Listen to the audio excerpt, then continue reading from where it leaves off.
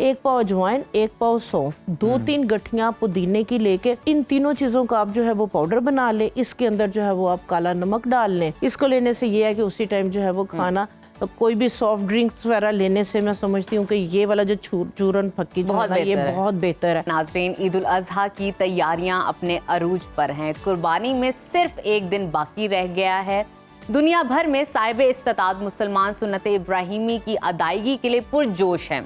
हर शख्स की कोशिश है कि अपनी इस्तिताअत के मुताबिक सबसे अच्छा और खूबसूरत जानवर खरीदा जाए। लेकिन कुर्बानी के बाद एक ऐसा सवाल है हर घर में ज़ेरे बहस आता है, जिसका ताल्लुक सिर्फ जायके से नहीं बल्कि सेहत से भी है, और वो ये है कि कुर्बानी के गोश्त को किस तरह महफूज किया जाए। बहुत इंपॉर्टेंट है। कुछ लोग ये कहते हैं कि गोश्त को धोकर फ्रीज कर लेना ज्यादा बेहतर है, कुछ कहते हैं बगैर धोए रखना ज्यादा बेहतर है, कोई प्लास्टिक बैग्स को तरजीह दे रहा होता है, तो किसी के ख्याल में एयर टाइट कंटेनर ही इसका बेहतरीन इंतखाब है।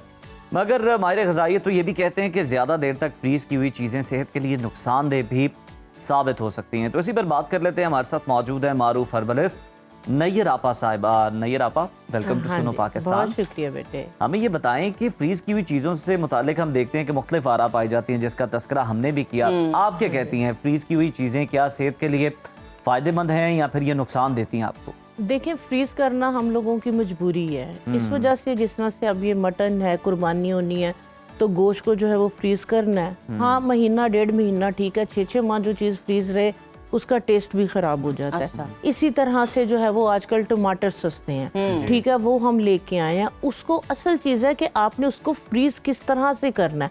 अगर लाइट जा रही है, आपने गोश्त रखा है या कोई भी चीज़ रखी है, उसने पानी छोड़ दिया, मेल्ट हो गई है, फिर जो है वो फ्रीज हो रही है, वो चीजें जो है वो खराब हो जाती है, उनका टेस्ट खराब हो जाता है, कंटेमिनेशन उसके अंदर जो है वो हो जाती है, जिस वजह से जो है ना वो चीज जो है वो गलत है, वो खतरनाक है। ठीक है, तो बाकी ये है कि अगर गोश्त की हम बात करें तो गोश्त को फ्रीज करने के लिए एयर टाइट भी ठीक है, ठीक है, बगैर धो के रखना भी ठीक है, धो के रखना भी ठीक है। अगर आपने धोया तो आपने उसका जो है वो मॉइस्चर, उसका जो है वो पानी आपने किस तरह वाटर जो निकल रहा होता है वो ड्राई करना है, उसको ड्राई किस तरह से आपने करना है। ठीक है, अब उसको चाहे जिपर में रख लें, चाहे उसको डिस्पोजेबल जो है वो आपके कंटेनर है आप उसके अंदर रख लें। असल चीज है तरीकाकार, और दूसरी चीज है कि आपकी जो है वो बार बार अगर लाइट जा रही है, वो मेल्ट हो रहा है गोश्त, और अगर ये वाले इशू है तो फिर उस चीज़ को आप कोशिश करें कि ना, अगर वो इस तरह से हो गया उसको आप यूज़ कर लें।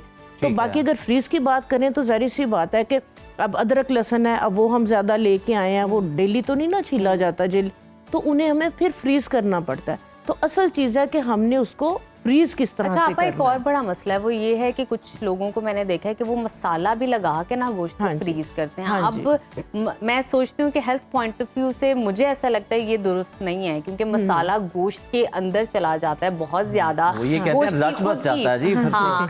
की खुद की जो ग़िज़ाइयत है वो खत्म हो जाती है, जिस अफादियत के लिए आप बेसिकली गोश्त खा रहे हैं वो खत्म हो जाती है। फिर स्पाइस है, और आफ्टर ईटिंग आपके एसोफेगस में जो बर्निंग का सिलसिला शुरू होगा वो अलग है। इस पर क्या कहेंगी? नहीं, मैरिनेशन, क्योंकि कोई भी इस तरह से है, जैसे उसकी लेग है, ठीक है, उसको आप 2-3 दिन के लिए मैरिनेट करके रखेंगे तो वो ज्यादा अच्छा जो है उसका टेस्ट आएगा। अब ये बात ये है कि आपने स्पाइसेस कौन से लगाए हैं। ठीक है, मैरिनेशन बेस्ट है। मैरिनेशन के साथ ये है कि उसका जो टेस्ट है वो वही रहता है, लेकिन आपने मैरिनेट उसको किस तरह से किया है। ठीक है, उसके लिए ये है कि अगर आप उसको मैरिनेट करके रख दें, सिंपल है।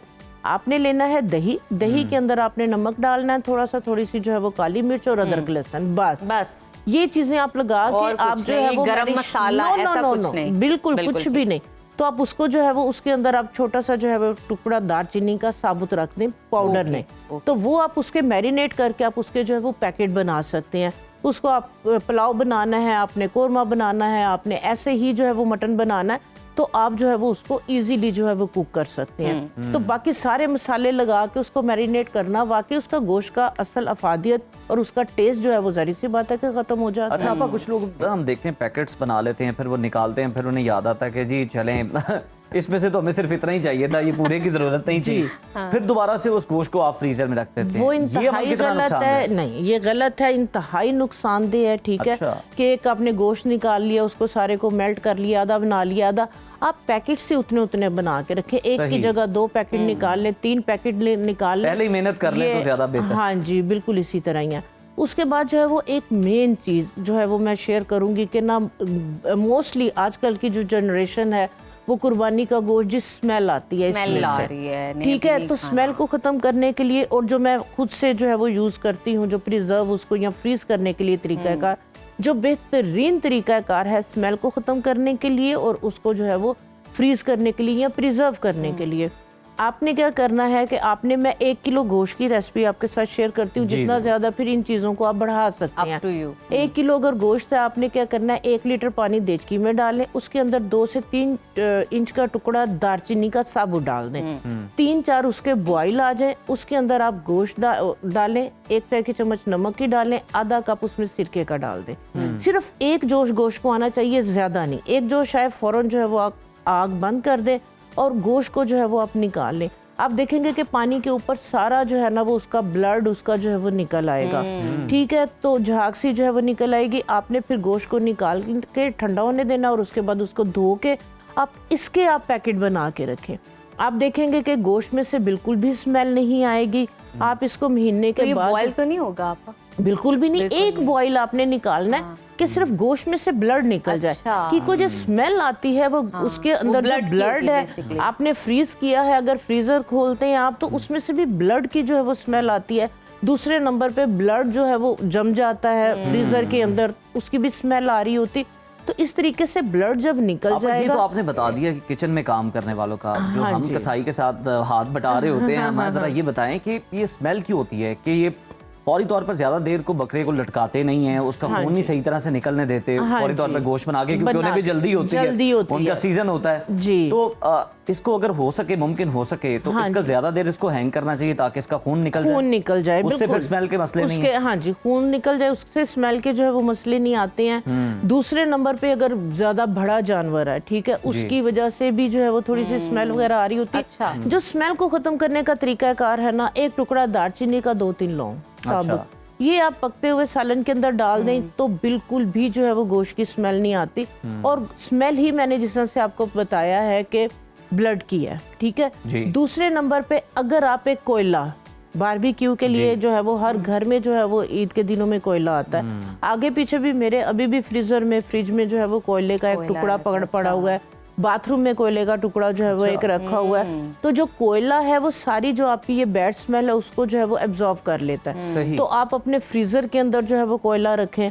आप अगर जो है वो गोश्त उसके अंदर आप डाल के कंटेनर्स के अंदर रख रहे हैं, छोटा छोटा सा एक टुकड़ा जो है वो कोयले का, धो के अच्छी तरह कोयले को, वो अगर उसमें रख देते हैं तो आप देखेंगे कि बिल्कुल भी गोश्त में से किसी भी तरह की कोई भी, या फ्रीजर में से आपके किसी भी तरह की जो है वो स्मेल नहीं आएगी। अच्छा आपका, जैसे कि गर्मी का मौसम है, आजकल तो मौसम अच्छा है लेकिन अल्लाह करे ऐसा ही रहे, कल ईद है, तो अगर लोड शेडिंग का सिलसिला भी जारी है, गर्मी की शिद्दत भी है, गोश्त भी संभालना है, गोश्त भी फ्रिज में रखना है, किस तरह मैनेज किया जाए? जैसा अभी आप कह रहे हैं कि जो ही टेम्परेचर डाउन होता है तो ब्लड रिसने लग जाता है चॉपर्स के अंदर से, फ्रिज आपका खराब हो जाता है, गोश्त कहीं ना कहीं खतरा होता है जाया होने का। किस तरह फिर ये चीज मैनेज की इसमें ये है कि अगर आपकी लाइट जो है वो, अब जारी सी बात है, फ्रीजर में रखना है हमसायों को तो आप लेके जाएंगे, वो कहेंगे साडा तो पहले ही फ्रिज एग्जैक्टली, या तो वो दूसरी बात कहेंगे हमारा शॉपर तो छोटा सा है, आपका तो काफी ज्यादा है, या तो आपको इस नजर से देखेंगे। हाँ जी, तो उसमें, हाँ जी बिल्कुल, तो उसमें यह है कि अगर आपने पैकेट्स रखे हैं तो उनको हिलाते रहें। एक दूसरे के ऊपर अगर आपने रखे हुए हैं तो जहाँ पे वो ठंडक नहीं जाएगी, वो ठंडा नहीं होगा, डेफिनेटली वो वाला पैकेट जो है वो स्मेल दे जाएगा। तो आपने अगर गोश्त रखा है, आप उसको जो है वो हिलाते रहें। उससे भी जो है वो कम से कम अगर एक पैकेट जम गया, फ्रीज हो गया, तो वो ऊपर नीचे करते रहें ताकि वो जो लोड शेडिंग का टाइम, जितनी देर में अगर लाइट नहीं आई, बार बार फ्रिज का ये भी जो है लोड शेडिंग के दौरान आप बचा सकते हैं। हाँ जी। अच्छा, ये तो हो गया ना फ्रिज वालों के, फ्रीजर वालों के मसाइल। जरा ये बताएं कि कुछ लोग वो भी हैं जो कि लेस प्रिविलेज हैं और गोश्त को हम देखते हैं कि वो उनके पास ना फ्रिज है ना फ्रीजर है रखने के लिए, धोकर वो धूप में उसे सुखाते हैं, जिसे सूखा भी कहा जाता है। हाँ जी। ये तरीका सेहत के एतबार से, लिहाज से कितना दुरुस्त है? ये बहुत पुराना, सदियों पुराना जो है ये तरीकाकार है गोश्त को ड्राई करके प्रिजर्व करने का। अभी भी सहराओं में, सऊदीया में, इधर के एरियाज में जो है वो, जिसमें क्योंकि वहाँ पे तो ऊँट जो है वो ज़्यादा जो है वो गोश्त होता है, तो अगर फ्रीज़र वगैरह वहाँ पे नहीं है तो ये सदियों पुराना, अभी भी हमारे जो लोग, जिन लोगों को फ्रिज की जो है वो सहूलत नहीं है, यहाँ पे भी लाहौर के अंदर भी मैंने देखा है कि जो लोग बेचारे झोपड़ियों में हैं, तो मैंने देखा है उन्होंने ऐसे तारे बांधी हुई हैं और गोश्त उन्होंने जो है ना वहाँ पे ना वो सुई धागे के अंदर जो है वो प्रो के तो उन्होंने सूखने के लिए डाला हुआ है। तो उसका तरीकाकार ये होता है कि उसको जो है वो आप गोश्त है धो लिया आपने, धोने के बाद उसमें नमक डाल के उसका पानी जो है वो खुशक करना है। ठीक है, हल्की सी आंच के ऊपर आप गोश्त को नमक डालेंगे, अदरक लहसुन डालेंगे, अपना वो पानी छोड़ देगा। ठीक है, उसको भूनते रहे, फैट उसी के अंदर हो, तो आप उसको भूनते रहे, उसका पानी खुशक हो जाए। उसके बाद ये है कि उसके जो है वो फिले, उसके पीस बहुत मोटे ना हो, छोटे छोटे पीस हो। उसके बाद जो है वो उसको जो है वो उसके अंदर धागे के अंदर परो के आप तो धूप के अंदर लटका दें, ड्राई हो जाएगा और वक्तन फवक्तन पहाड़ी इलाकों में यहाँ तक कि मैंने देखा है चित्राल वगैरह इधर जो लोग जो है वो केज के अंदर जो है वो रहते हैं। आपा आपके साथ बातें करने का इतना मजा आता है, इतनी सारी चीजें सीखने का मौका मिल रहा होता है, मुझे तो खैर बहुत आता है, डेफिनेटली हमारे नाजरीन को भी आता है, वो भी बड़े शौक से आपका ये सेगमेंट देखते हैं। लेकिन ये जो आपने टेबल पे इतनी सारी चीजें रखी हुई, ये तो हमने डिस्कशन की ही नहीं, ये क्या है, क्या लेकर आई हैं हमारे लिए? ये मैं आपके लिए लेके आई हूँ। अब गोश्त आ भी गया, सेफ भी कर लिया, ठीक है, कुर्बानी भी हो गई, खा भी लिया, अब इसको डाइजेस्ट कैसे करना है, जबरदस्त, क्योंकि ये बड़ा, हाँ जी, सारे मराहिल जो है ना उसके बारे में आज बता के जाना जी। तो उसको डाइजेस्ट कैसे करना है, एक चूरन आपके साथ शेयर करती हूँ। ये बना के कंटेनर के अंदर रख लें आप, ठीक है, मेहमान वगैरह आए हैं, आप लोग खाना खाया है, तो आप जो है वो आधी चाय की चम्मच आप इसको ले लें। इसको लेने से ये है कि उसी टाइम जो है वो खाना, तो कोई भी सॉफ्ट ड्रिंक्स वगैरह लेने से मैं समझती हूँ कि ये वाला जो चूरन फक्की जो है ना, ये बहुत बेहतर है। आपने क्या करना है, आपने जो है वो एक पाव जो है वो अजवाइन ले लें। अजवाइन को लेके अच्छी तरह से धो के इसको धोना जरूर है, क्योंकि धो के सारी इसकी मट्टी वगैरह बारीक बारीक कंकर होते हैं, ये नीचे बैठ जाएंगे।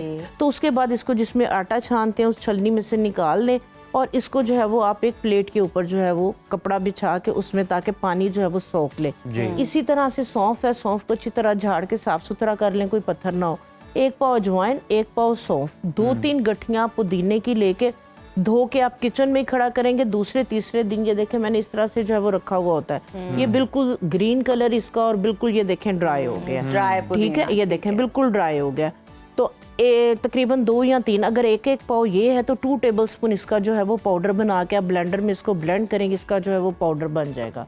ठीक है, तो इन तीनों चीज़ों का आप जो है वो पाउडर बना लें। इसके अंदर जो है वो आप काला नमक डाल लें, तो थोड़ा सा अगर डालना चाहे अच्छे टेस्ट के लिए थोड़ा सा जीरा भून के 1 टेबलस्पून उसका डाल लें, ठीक है। और इसको आप लेमन वाले पानी के अंदर डाल के ले लें, या आप क्या करें कि आप सौंफ और अजवाइन के अंदर ही 1 पाव लेमन का जो है वो जूस निचोड़ लें। आप सौंफ और अजवाइन के अंदर डाल के इसको 2 घंटे के लिए छोड़ दें, ये सारा जूस सोख लेंगे।